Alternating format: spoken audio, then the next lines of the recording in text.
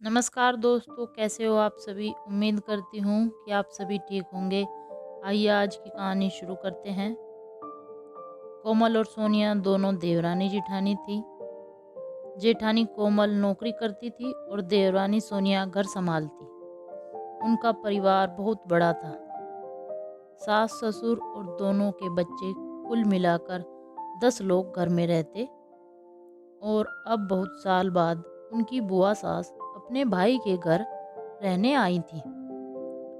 सुबह उठने के बाद बुआ ने देखा कि कोमल फटाफट अपने काम कर रही थी। सोनिया ने नाश्ता बनाया और वह नाश्ता कोमल ने सबको परोसा। उसके बाद कोमल ने अपना टिफिन पैक किया और वह काम पर निकल गई। सोनिया ने वापस दोपहर का खाना तैयार किया और थोड़ा वक्त अपनी सास और बुआ सास के साथ बैठकर बिताया। बुआ से रहा नहीं गया। उन्होंने सोनिया को पूछा, छोटी बहू, तुम्हारी जेठानी तुम पर बहुत हुक्म चलाती है। सुबह से देख रही हूँ तुम रसोई घर में अकेले ही काम करती हो और वह महारानी दिखावा करने के लिए नाश्ता परोस रही थी, जैसे उसी ने ही नाश्ता बनाया हो।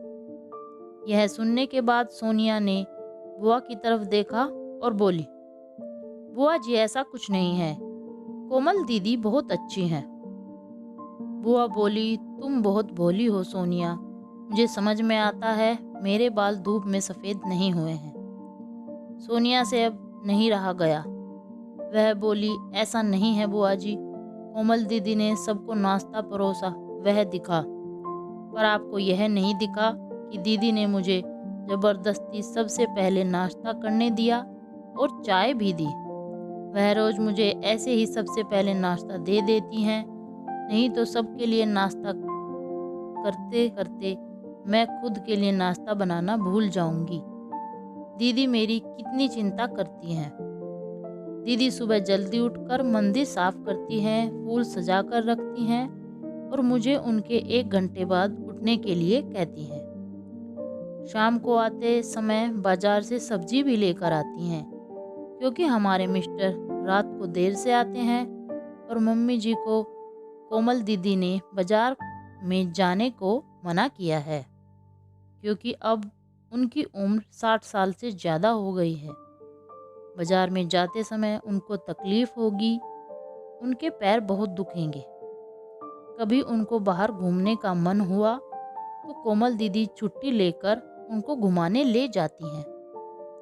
और हाँ बुआ जी, दीदी रोज़ शाम को आने के बाद वह कितनी भी थकी हों तब भी मुझे खाना बनाने में मदद करती हैं। वह मेरी बड़ी जेठानी जरूर हैं, पर मुझे अपनी छोटी बहन ही समझती हैं और मैं उनको अपनी बड़ी बहन समझती हूँ। यह सब सुनकर बुआ एकदम चुप हो गई। उनकी चुगली सोनिया के आगे टिक नहीं पाई। शाम को कोमल सब्जी की थैली सोनिया के पास देते हुए बोली, सब्जी के साथ तुम्हारे मनपसंद लेखक की किताब भी लाई हूँ। यह सुनकर सोनिया खुश हो गई। कोमल को थैंक यू बोलकर सब्जी की थैली किचन में रखकर वह अपने रूम में चली गई। उतने में बुआ ने कोमल को आवाज़ दी, बड़ी बहू जरा यहाँ आना। कोमल, तू इतनी मेहनत करके पैसे कमाती है और ऐसे फालतू में किताब खरीद के मुफ्त का खर्चा करती हो, वह भी अपनी छोटी देवरानी के लिए। वह वैसे भी घर पर बैठकर करती ही क्या है। तुम दिन भर मेहनत करती हो और वह घर में आराम करती है। इस पर कोमल हंसकर बोली, क्या हुआ बुआ जी, आराम? और सोनिया, उसे तो कहने पर भी वह आराम नहीं करती। सुबह उठकर बेचारी काम करती रहती है। सबका मनपसंद खाना, मेरे और उसके 4 बच्चों का टिफिन सब वही तो करती है, और तब भी उसके चेहरे पर हमेशा आनंद दिखता है। सुबह की चाय पीने के लिए उसके पास वक्त नहीं रहता।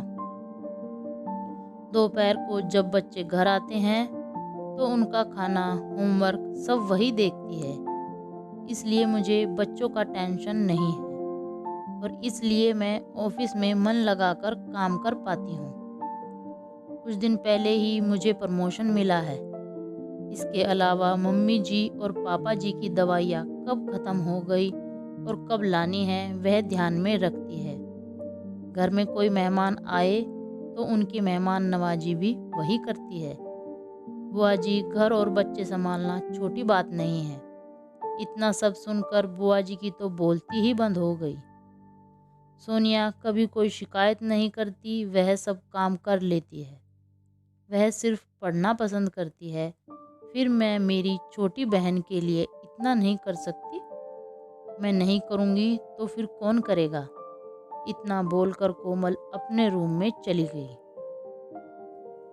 कोमल की सास पीछे खड़े होकर सुन रही थी।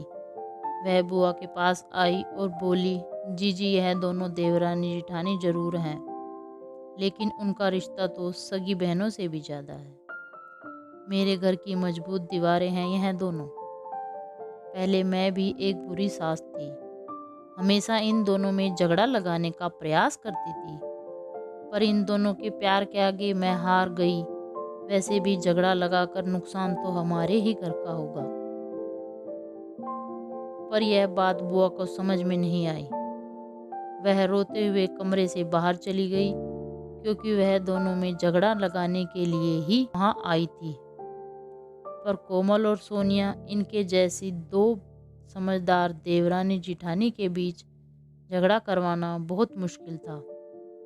तो दोस्तों, कोमल और सोनिया, इनके जैसी समझदार देवरानी और जेठानी जिस घर में होंगे उस घर का कोई बुरा नहीं कर सकता। जिस घर में ऐसी बहुएं होंगी वह घर स्वर्ग बन जाएगा। तो दोस्तों, कैसी लगी आपको हमारी आज की कहानी? अगर कहानी पसंद आई हो तो कमेंट करें, लाइक करें, शेयर करें, और अगर चैनल पर नए हो तो सब्सक्राइब करना ना भूलें। आप सभी का धन्यवाद।